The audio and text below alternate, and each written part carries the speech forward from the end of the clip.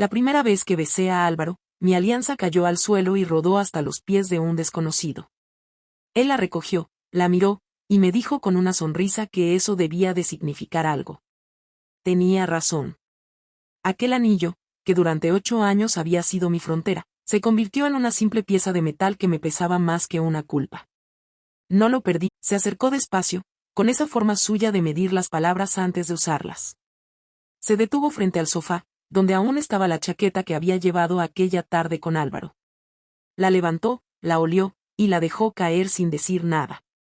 Yo seguí inmóvil, intentando calcular cuánto había notado, si debía fingir sorpresa, si todavía podía revertir la escena. Pero su silencio pesaba más que cualquier acusación. Ese olor no es tuyo, dijo al fin, y aunque su voz no subió de tono, cada palabra sonó como una certeza. Respondí rápido, sin pensar. Le dije que había estado en una cafetería nueva, que el ambiente olía a incienso, que seguramente la chaqueta lo había absorbido. Él asintió, pero no convencido. Me miró largo rato, como si tratara de recordar en qué momento exacto yo había dejado de ser la mujer que conocía. Luego caminó hacia el baño. Cerró la puerta, y por un instante pensé que el tema había terminado. Pero volvió al cabo de un minuto, con algo en la mano. Era una toalla. Esto también huele igual, dijo, levantándola.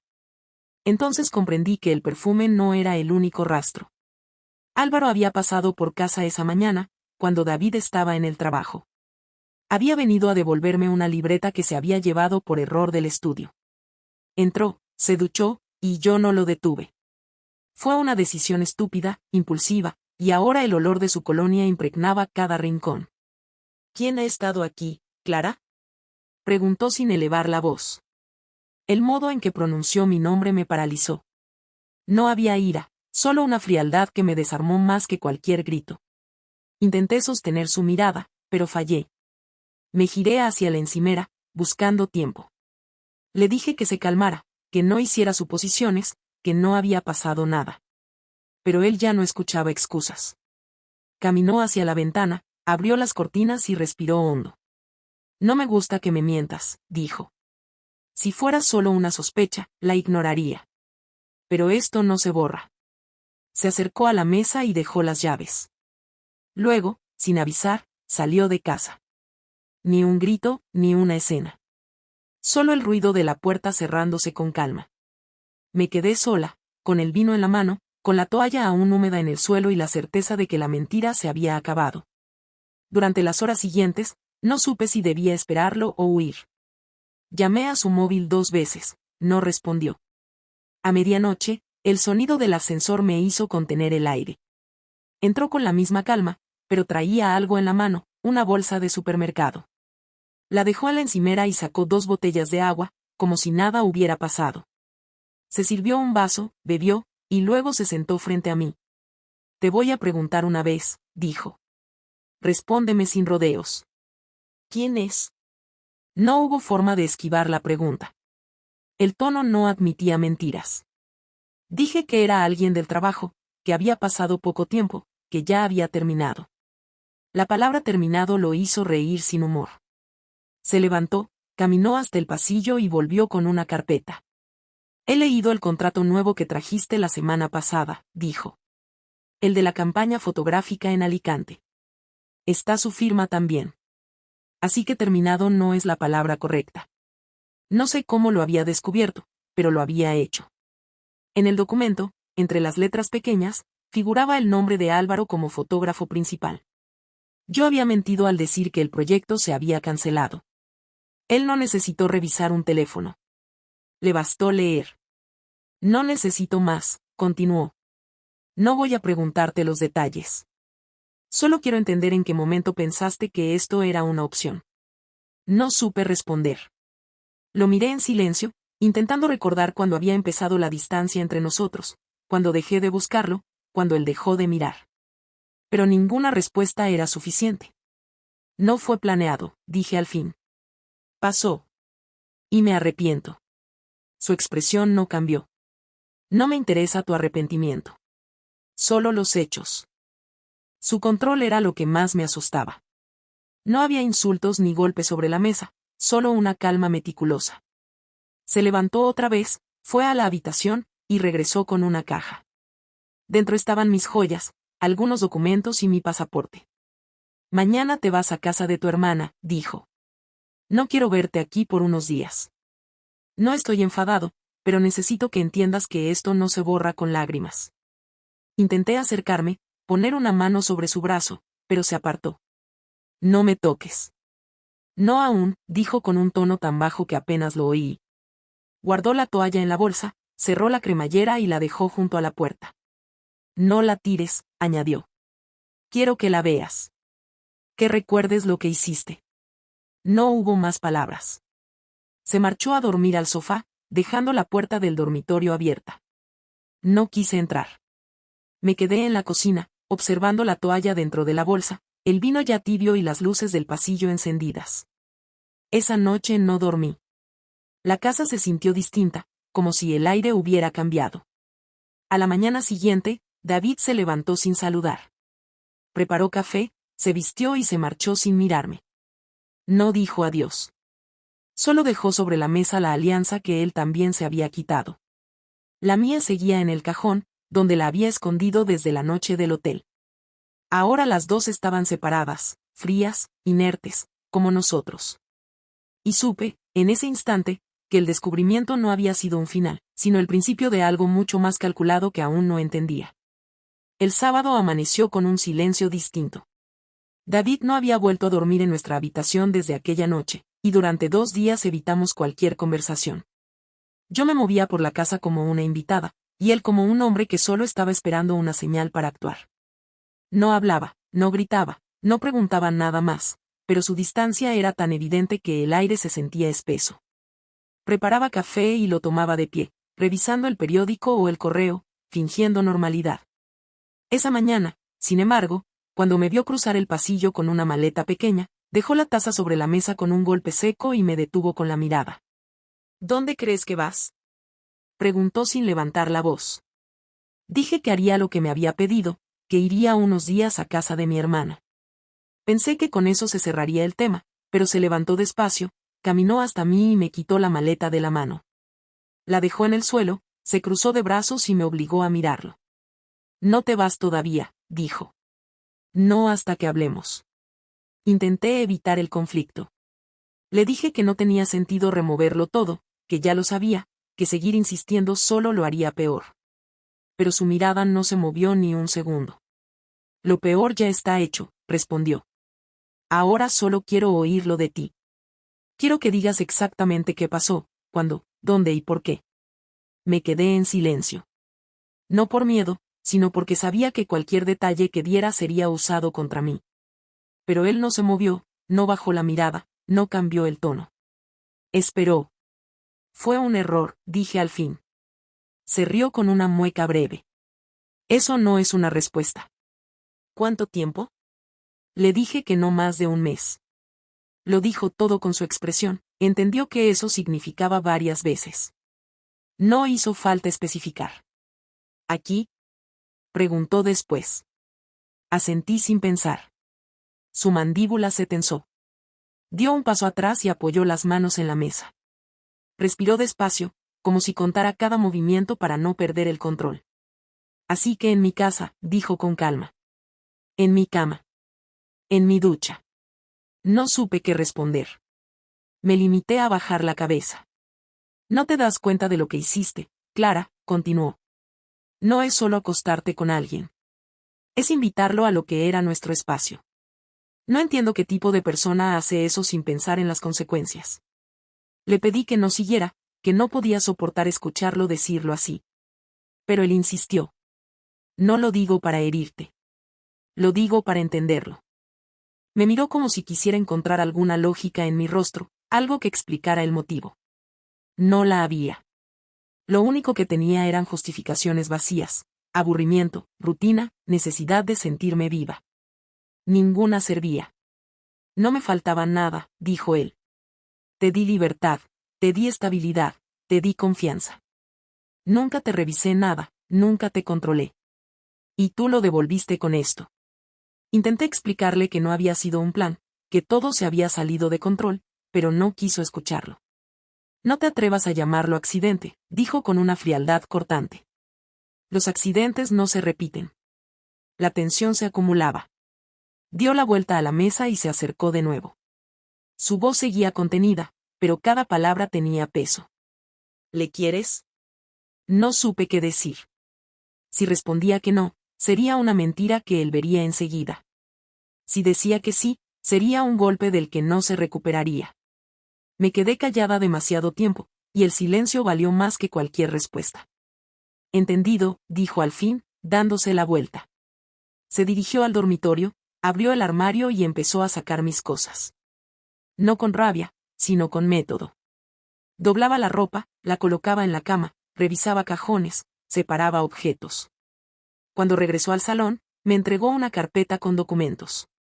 He hecho copias de las cuentas, del contrato del piso y de los papeles del coche, dijo sin mirarme.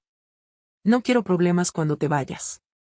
El tono administrativo de sus palabras me desconcertó. Le pedí que no tomara decisiones tan rápido, que podíamos buscar una salida, terapia, distancia temporal, lo que fuera. Él me miró un instante y negó con la cabeza. No busques soluciones cuando ya tomaste una decisión sin mí, respondió. La elegiste tú cuando abriste la puerta a otro hombre. No grité. No lloré. No supliqué.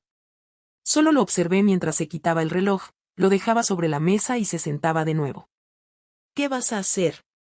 Pregunté. Todavía no lo sé, contestó. Pero no te vas a ir fingiendo que esto fue un malentendido. Vas a quedarte aquí y vas a escuchar lo que tengo que decir. Durante los siguientes minutos habló sin pausa. Me enumeró cada ocasión en la que yo había mentido, cada gesto que había cambiado, cada detalle que ahora encajaba. Lo había ido notando, pero nunca pensó que fuera algo real. Dijo que no quería destruirme, que no era su estilo, pero que tampoco iba a permitir que saliera de esa casa sin asumir la magnitud de lo que había hecho. Cuando terminó, el silencio volvió. Me acerqué lentamente, intentando tocarle la mano, pero la retiró. No me toques, repitió con la misma frialdad que aquella noche.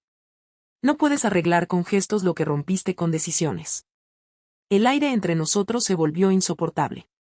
Quise irme, pero bloqueó la puerta. No voy a detenerte, dijo, pero antes quiero saber algo más. ¿Usaste mi cama también? La pregunta me golpeó con una precisión brutal. Dije que sí, casi sin voz. Él cerró los ojos, respiró hondo, y se mantuvo inmóvil unos segundos. Después, se dirigió al dormitorio y arrancó las sábanas de la cama. Las metió en una bolsa negra y la cerró con fuerza. No quiero volver a dormir en esto, dijo mientras la tiraba al suelo. Puedes llevártela si quieres. No respondí. Observé la bolsa, sabiendo que contenía más que tela. David volvió a acercarse. Esta vez su voz era baja, casi apagada, pero firme. Voy a dejarte marchar cuando termine de decidir qué hacer. No voy a perder los papeles, pero tampoco voy a fingir que esto puede olvidarse. Quiero que sientas lo que hiciste, no con golpes ni insultos, sino con consecuencias reales. Salió del salón y se encerró en el despacho. Escuché el ruido de la cerradura. Me quedé sola, con la maleta aún abierta en el suelo y la certeza de que la conversación no había terminado. En el aire quedaba la amenaza de algo meditado, no impulsivo. Lo conocía lo bastante para saber que cuando callaba así era porque estaba planeando algo. Esa noche no cenamos juntos. Él no salió de la habitación y yo no intenté acercarme. Dormí en el sofá, mirando la puerta cerrada del despacho, esperando o temiendo lo que vendría después. Cuando amaneció, escuché la cafetera y el sonido de su móvil. Hablaba con alguien, muy tranquilo. No entendí las palabras, pero su tono era el de alguien que da instrucciones. Y ahí supe que la venganza no sería inmediata, sino calculada, y que cada segundo de silencio era parte del castigo que estaba por llegar. El lunes siguiente comenzó como cualquier otro. David se levantó temprano, se duchó, se vistió con la misma camisa azul que siempre usaba los días de reunión y salió sin decir una palabra. Ni un gesto, ni una mirada. La rutina seguía siendo la misma, pero algo en su comportamiento era diferente. Se notaba en la calma controlada con la que hacía todo, en la forma en que cerraba la puerta sin ruido, en los mensajes que no llegaban. Había dejado de ser un hombre herido para convertirse en alguien metódico. Yo intentaba no pensar en ello, pero la sensación de que algo se estaba preparando era constante. Durante el día no supe nada de él. Al caer la tarde, escuché el sonido del ascensor y supe que había vuelto. Traía una bolsa en la mano y un sobre en la otra. Siéntate, dijo sin levantar la voz. Obedecí. No tenía sentido discutir. Colocó la bolsa sobre la mesa y sacó varios documentos. He hablado con el estudio, empezó. Ya no trabajas allí. No entendí al principio. Pensé que era una amenaza o una forma de provocarme. Pero me mostró un correo impreso con la firma de mi jefa. Era una carta de rescisión. Decía que la empresa había decidido prescindir de mi colaboración por motivos de conducta impropia.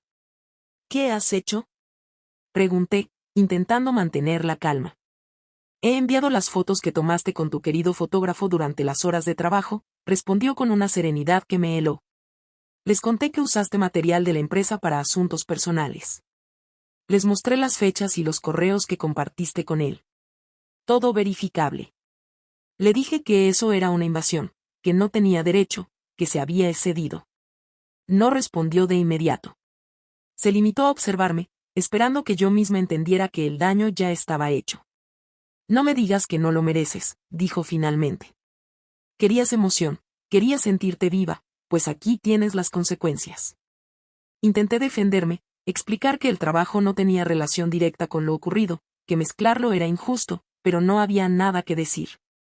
Había perdido mi empleo sin posibilidad de reparación. No he terminado, añadió mientras sacaba otro sobre.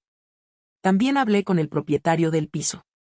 Le dije que te mudarías en unos días, que ya no podía garantizar el alquiler a mi nombre. A partir de ahora, lo gestionas tú sola. El impacto fue inmediato. No solo me había dejado sin trabajo, sino que estaba retirando su nombre de todo lo que compartíamos. Me quedé quieta, intentando asimilar la magnitud de lo que estaba haciendo. Él se levantó, fue hasta el mueble del salón y sacó una carpeta con mis cosas. He separado tus papeles, continuó. Tienes el pasaporte, las copias del coche y la documentación del banco. He cerrado la cuenta conjunta. No me debes nada, pero tampoco esperes más. Todo lo decía sin emoción, como si estuviera leyendo un informe.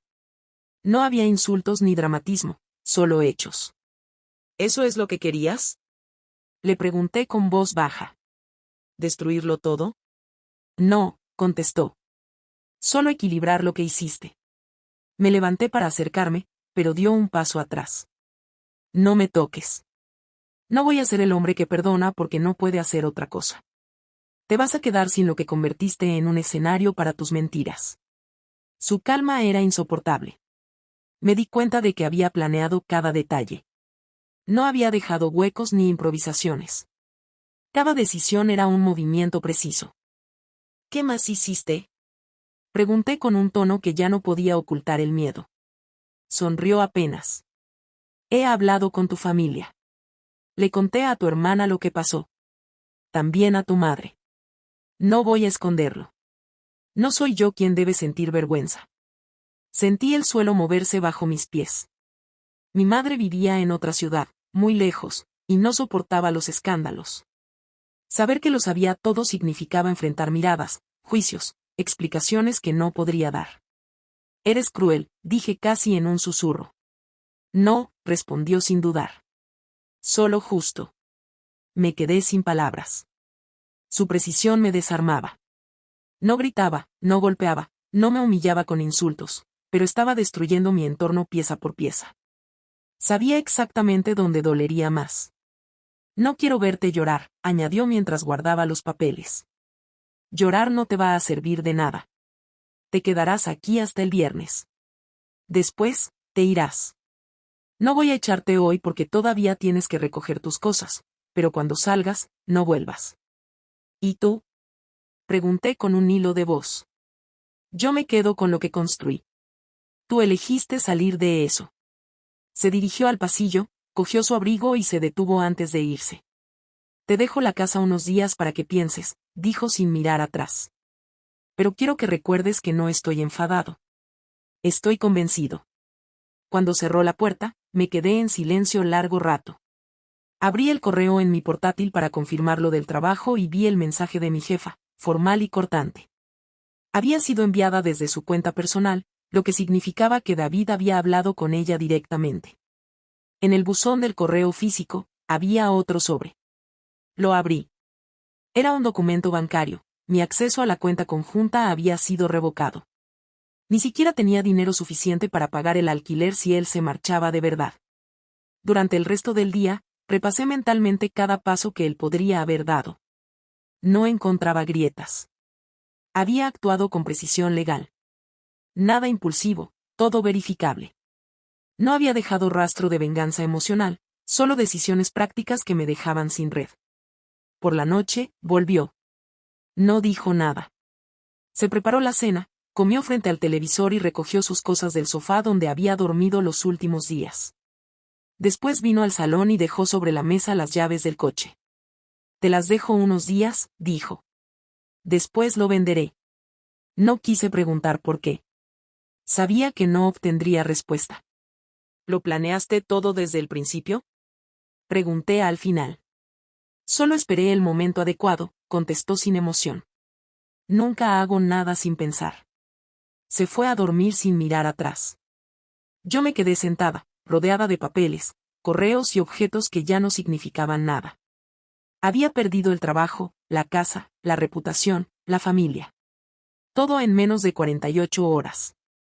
No con gritos ni violencia, sino con movimientos exactos. Entendí que esa era su forma de venganza, no destruirme con ira, sino con estructura, con método, con paciencia. Cuando el reloj marcó la medianoche, escuché el sonido del agua del baño. Pensé que se duchaba, pero después oí el cierre de la maleta. Fui al dormitorio y lo vi guardar su ropa. ¿Te vas tú también? Pregunté. Sí, respondió sin mirarme. No quiero dormir donde alguien más estuvo. Cerró la cremallera, apagó la luz y salió. Me dejó sola, sin trabajo, sin dinero, sin explicación, sin hogar. En la mesa, junto al vino de días anteriores, quedaba un papel con una frase breve escrita con su letra firme: ahora empieza tu turno de silencio. Esa fue su última palabra esa noche. Y comprendí que su venganza no había terminado, solo había comenzado. Los días siguientes fueron una secuencia de rutinas vacías. David no volvió a casa. No dejó notas, no respondió a los mensajes y no contestó a las llamadas. Solo recibí un correo con una lista de fechas y tareas: entrega del piso, firma de los papeles bancarios, devolución del coche. Ni una palabra fuera de lo estrictamente necesario. Dormía mal, comía poco y pasaba las horas en silencio, repasando cada detalle de las últimas semanas. No había ira en mí, solo una especie de fatiga que no podía disimular. Me quedaba sentada frente a la mesa sin hacer nada, mirando los documentos que él había dejado. Todo lo que alguna vez fue compartido se había convertido en archivos y contratos. El viernes por la tarde, a la hora exacta en la que él había indicado, sonó el timbre. Cuando abrí la puerta, David estaba allí. Llevaba ropa informal, una carpeta en la mano y una expresión completamente neutral. No había rastros de la tensión anterior. Entró sin pedir permiso, miró alrededor y comprobó que las cajas estaban apiladas. Veo que cumpliste, dijo sin entusiasmo. Sí, respondí. No tenía muchas opciones. Dejó la carpeta sobre la mesa y sacó varios documentos. Firmaremos esto hoy, dijo. Es el acuerdo de separación. No quiero abogados. Quiero que sea rápido. Lo miré sin tocar el papel. No era solo un documento, era el final. ¿Podemos hablar antes? Pregunté. Asintió, aunque con gesto escéptico. Se sentó frente a mí, cruzó las manos y esperó. No quiero justificarme, empecé. Solo necesito decir algo que no he dicho antes. Él no respondió. No lo hice porque me faltara algo. No buscaba reemplazarte. Solo sentía que ya no existía dentro de esta casa. Todo era orden, horarios, silencio. Me equivoqué en cómo intenté llenar ese vacío, lo sé. Pero no lo hice para herirte. David se inclinó hacia adelante. Te equivocas. Lo hiciste porque podías. No porque te faltara nada. Lo hiciste porque querías comprobar si alguien más te miraba. Y cuando lo hizo, Te gustó más que la realidad que habías construido conmigo. Puede que tengas razón, admití, pero nada de lo que dices cambia que sigo queriendo entender si hay algo que salvar. Su respuesta fue directa. No hay nada que salvar. Solo quedan hechos. Me quedé en silencio un instante. Le pregunté si en algún momento había sentido ganas de perdonarme, aunque fuera por costumbre, por lo que habíamos sido. Perdonarte no serviría, respondió sin titubear. El perdón es una forma de seguir atado, y yo ya no quiero estarlo. Quise hablar de los años compartidos, de los planes, de la vida que habíamos tenido. Dije que 8 años no podían desaparecer en un mes, que debía quedar algo más que rabia. No hay rabia, dijo con tono plano. Solo claridad. Entendí que vivía con alguien que dejó de ser parte de mi vida sin avisar. No me di cuenta a tiempo, y ese error me costó todo. Su frialdad me resultaba insoportable. Me incliné hacia él y le pedí que al menos dijera algo humano, que dejara de hablar como si todo fuera un trámite. Lo humano ya lo diste tú cuando cruzaste esa línea, contestó. Ahora solo queda terminar lo que empezaste. Se levantó, caminó hacia la ventana y se quedó mirando la calle. Habló sin girarse. Cuando te conocí, pensé que eras una persona leal. No perfecta, pero sólida. Creí que si algún día algo fallaba, hablarías conmigo. No imaginé que la primera noticia que tendría de nuestra ruptura sería el olor de otro en mi casa. No encontré manera de responder. Me limité a mirarlo desde la mesa, esperando que alguna parte de él cediera. ¿Y si te dijera que no quiero nada de esto? Pregunté. Que renuncio a lo que sea necesario, pero que quiero reparar lo que rompí. Él se giró con una expresión casi cansada. No se repara algo que ya no existe. Lo que teníamos se acabó el día que decidiste mentirme.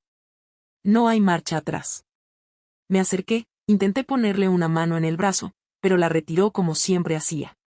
No lo intentes, dijo con voz baja. Ya no soy tu marido. El silencio duró varios segundos. Luego volvió a sentarse y abrió la carpeta.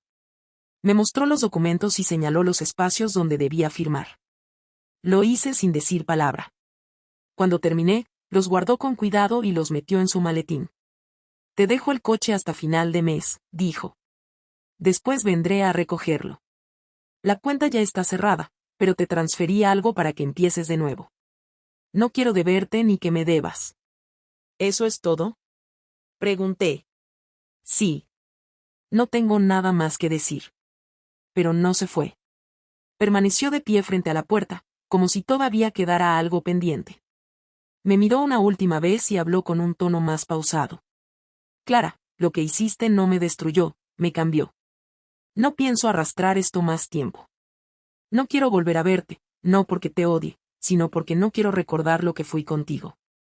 Supe entonces que ya no había nada más que hablar. Me limité a asentir. Solo quiero pedirte una cosa, dije. No hables mal de mí. No con mi familia, no con nadie. Ya pagué suficiente. No necesito hacerlo, contestó. Ellos sacarán sus propias conclusiones. Se puso el abrigo y abrió la puerta. Antes de salir, se detuvo un segundo. No me alegro de lo que hiciste, pero tampoco me arrepiento de lo que hice yo después, dijo. Era lo justo. Cerró la puerta y se fue. No hubo abrazos, ni lágrimas compartidas, ni últimas palabras. Solo el sonido de sus pasos alejándose por el pasillo. Me quedé sola, mirando la mesa vacía, con los papeles firmados como única prueba de que alguna vez hubo algo entre nosotros. La casa se sentía extraña, sin ruido, sin movimiento. Pasé horas allí, sin hacer nada, hasta que cayó la noche. Tomé la carpeta, la guardé en una caja y la cerré con cinta. No tenía fuerzas para más. Cuando finalmente apagué las luces y me tumbé en el sofá, entendí que todo había terminado de verdad. No había espacio para dramatismos ni esperanzas. Solo quedaba asumir que cada acción tiene su consecuencia y que esa era la mía. A la mañana siguiente dejé las llaves en la mesa y salí. No miré atrás. Cuando dejé el piso, no sabía hacia dónde ir. No quise ir a casa de mi hermana ni enfrentar las preguntas de mi madre, así que alquilé una habitación pequeña en un barrio donde nadie me conocía. El lugar era simple, apenas un espacio con una cama, una mesa y una ventana que daba a un patio interior. Allí pasé los primeros días sin hablar con nadie, sin mirar el teléfono, sin revisar el correo. Tenía algo de dinero por la transferencia que David había hecho, pero no lo toqué durante semanas. Me levantaba tarde, salía a caminar sin rumbo, comía lo que encontraba y regresaba sin ganas de hablar con nadie. El tiempo dejó de tener estructura. No había trabajo, pareja ni hogar, solo una rutina vacía. Una mañana decidí ir al estudio donde trabajaba, aunque ya no perteneciera a mí. Quería recuperar algunas cosas personales que habían quedado allí. Cuando llegué, una de las compañeras me miró con incomodidad. Me dejó entrar, pero nadie habló. En mi mesa quedaban 2 carpetas y una taza con mi nombre. La guardé en silencio, sin decir nada. Mientras salía, escuché como alguien susurraba mi nombre y luego el de Álvaro. No quise girarme. En la calle, revisé el móvil y vi un mensaje suyo que llevaba semanas sin abrir. Decía que lo habían despedido también. No me pidió ayuda ni disculpas. Solo escribió: supongo que esto nos pasa por creernos intocables. No respondí. Lo eliminé y bloqueé su número. En ese momento comprendí que lo que había hecho con él no había sido amor, sino una forma de escapar de mí misma. Los días siguientes fueron distintos. Empecé a buscar trabajo, primero en agencias pequeñas, luego en tiendas, en cualquier sitio donde no me conocieran. Nadie respondía a los correos. Algunos me reconocían y se limitaban a decir que me llamarían, sabiendo que no lo harían. Entendí que David había dejado una marca invisible detrás de mí. No me había difamado, pero el silencio de la gente demostraba que ya sabían lo suficiente para no confiar. Eso era lo más inteligente que había hecho, no inventó mentiras, solo expuso la verdad y la dejó actuar. Cuando el dinero comenzó a acabarse, acepté un trabajo temporal en una imprenta. Eran turnos largos, mal pagados, pero al menos me mantenían ocupada. No había tiempo para pensar demasiado. Allí nadie preguntó nada sobre mi pasado, y eso me resultó suficiente. Volvía a casa cansada, con las manos manchadas de tinta, y dormía sin sueños. Durante semanas no hablé con mi familia. Hasta que un domingo por la tarde, mi madre llamó. Su voz era tranquila, aunque el tono mostraba distancia.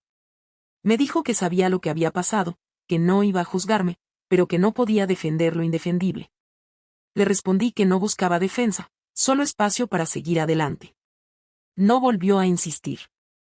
La llamada duró menos de 3 minutos. El tiempo empezó a pasar con lentitud. Las cosas perdieron dramatismo. Ya no pensaba en David con rabia, ni en Álvaro con nostalgia. Solo sentía una especie de vacío que con el tiempo se volvió tolerable. Un día, mientras volvía del trabajo, vi a David frente a una cafetería. No estaba solo. Iba con una mujer, hablaban con naturalidad. No me vio. Lo observé unos segundos desde la otra acera y luego seguí caminando. No sentí dolor, ni celos, ni rabia. Solo una calma extraña. Había dejado de pertenecer a su vida, y eso, por primera vez, no dolía. Esa noche, en la habitación, pensé en todo lo que había ocurrido. Intenté buscar un momento exacto en el que las cosas se rompieron, pero no existía uno solo. Era una cadena de pequeñas decisiones que se habían ido acumulando hasta formar una distancia imposible de revertir. Había querido sentir algo distinto, y lo había conseguido, pero a un precio que no imaginé. Lo había perdido todo, y aunque parte de mí todavía intentaba entender si la pérdida había valido la pena, otra parte aceptaba que lo único que quedaba era aprender. Semanas después recibí una carta sin remitente.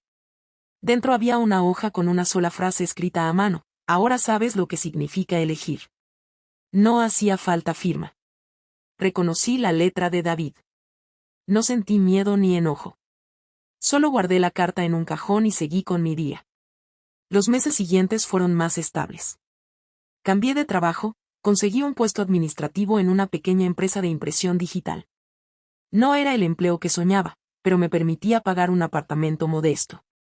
Poco a poco empecé a reconstruir una rutina. Dejé de mirar el pasado con culpa constante, aunque no intenté borrarlo. Era parte de mí, parte de lo que había hecho y lo que había aprendido. Un día, mientras revisaba viejos archivos en un disco externo, encontré fotos de la época del estudio.